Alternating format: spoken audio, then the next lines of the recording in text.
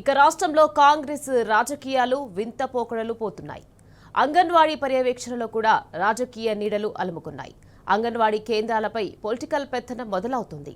అంగన్వాడీ పర్యవేక్షణ బాధ్యతలు సర్పంచ్లకు ఇవ్వడంపై తీవ్ర అభ్యంతరాలు వ్యక్తమవుతున్నాయి. రాజకీయ జోక్యమేనని అంగన్వాడీ టీచర్స్ అండ్ హెల్పర్ యూనియన్లు ఆగ్రహం వ్యక్తం చేస్తున్నారు. ఐసీడీఎస్లు ఉండగా సర్పంచ్లకు బాధ్యతలు అప్పగించాల్సిన అవసరమేముందని ప్రశ్నిస్తున్నారు. ప్రభుత్వం వెంటనే ఈ నిర్ణయం వెనక్కి తీసుకోవాలని డిమాండ్ చేస్తున్నారు.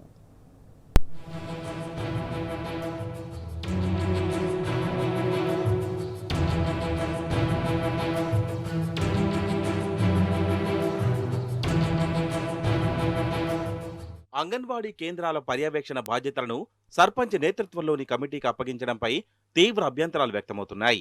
ఇది ముమ్మాటికి రాజకీయ జోక్యమేనని అంగన్వాడీ టీచర్స్ అండ్ హెల్పర్స్ యూనియన్లు ఆగ్రహం వ్యక్తం చేస్తున్నాయి. ఐసీడీఎస్లు ఉండగా సర్పంచులకు పర్యవేక్షణ బాధ్యతలు అప్పగించడం ఎందుకని ప్రశ్నిస్తున్నాయి. ఈ నిర్ణయం అంగన్వాడీల నిర్వాహకులను దొంగలుగా చిత్రీకరించడమేనని మండిపడుతున్నాయి. పోషకాహారం పంపిణీలో అక్రమాలకు అడ్డుకట్ట వేసేందుకేనని ప్రభుత్వం చెప్పడం సరికాదని ఆక్షేపిస్తున్నాయి. నిర్ణయాన్ని ఉపసంహరించుకోకపోతే ఉద్యమానికి శ్రీకారం చుడతామని హెచ్చరిస్తున్నాయి.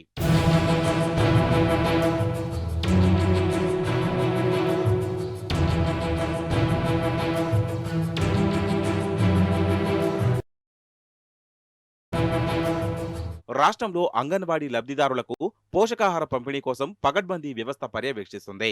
గతంలోనే సర్పంచ్ నేతృత్వంలో 11 మంది సభ్యులతో anganwadi level monitoring and support కమిటీలను నియమించాయి.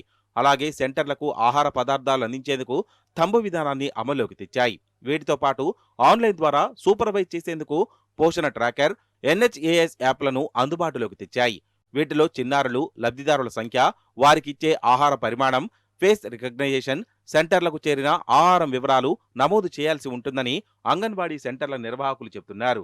వారానికొకసారి ఐసీడీఎస్ సూపర్వైజర్లు సెంటర్లను సందర్శించి వివరాలు తీసుకుంటారని, అలాగే ఎంపీడీఓల నుంచి కలెక్టర్ల వరకు తనిఖీ బాధ్యతలు అప్పగించారని తెలిపారు. ఇంత పగడ్బందీ వ్యవస్థ ఉండగా సర్పంచుల ఆధ్వర్యంలో కమిటీకి పర్యవేక్షణ బాధ్యతలు ఇవ్వడం అసంబద్ధమని చెబుతున్నారు.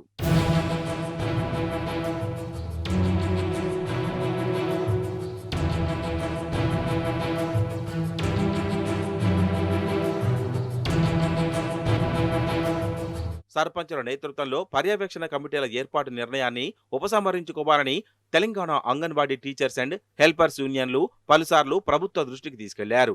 సీఎం రేవంత్, మంత్రి సీతక్కకు, స్త్రీ శిశు సంక్షేమ శాఖకు వినతి పత్రాలు సమర్పించారు. ఐసీడీఎస్ల నిర్వీర్యానికే కాంగ్రెస్ సర్కార్ కుట్రలు చేస్తోందని యూనియన్ల నాయకులు ఆరోపిస్తున్నారు. ముఖ్యమంత్రి రేవంత్ రెడ్డి అధికారంలోకి వచ్చిన వెంటనే సెంటర్లలో సీసీ కెమెరాల ఏర్పాటుకు పూనుకున్నారని గుర్తు చేస్తున్నారు. అలాగే పీఎంశ్రీ కింద అంగన్వాడీ సెంటర్లను ప్రీ ప్రైమరీ స్కూళ్లలో విలీనం చేసేందుకు యత్నిస్తోందని మండిపడుతున్నారు. క్రమంగా ఐసీడీఎస్ విధానాన్ని బలహీనపరిచి అంతిమంగా రద్దు చేసేందుకు కుతంత్రాలు పన్నుతోందని పేర్కొంటున్నారు. అసెంబ్లీ ఎన్నికల ముందు కాంగ్రెస్ పార్టీ అంగన్వాడీలకు ఇచ్చిన హామీలను దృష్టి మరల్చేందుకే ఈ కుట్రలు చేస్తోందని రేవంత్ సర్కార్పై ఆగ్రహంగా ఉన్నారు. ఎన్నికల ముందు అంగన్వాడీల వేతనాలు 18,000 రూపాయలు పెంచుతామని, ఉద్యోగ భద్రత కల్పిస్తామని, టీచర్లకు 1.5 లక్షలు, ఆయాలకు 1,00,000 చొప్పున రిటైర్మెంట్ బెనిఫిట్స్ ఇస్తామని నమ్మబలికిందని గుర్తు చేస్తున్నారు. అధికారంలోకి వచ్చే 2 ఏళ్లు దాటినా అమల్లో విఫలమైందని ఆరోపిస్తున్నారు. ఈ వైఫల్యాల నుంచి దృష్టి మరల్చేందుకే ఈ నిర్ణయం తీసుకుంటున్నట్లు అనుమానం వ్యక్తం చేస్తున్నారు.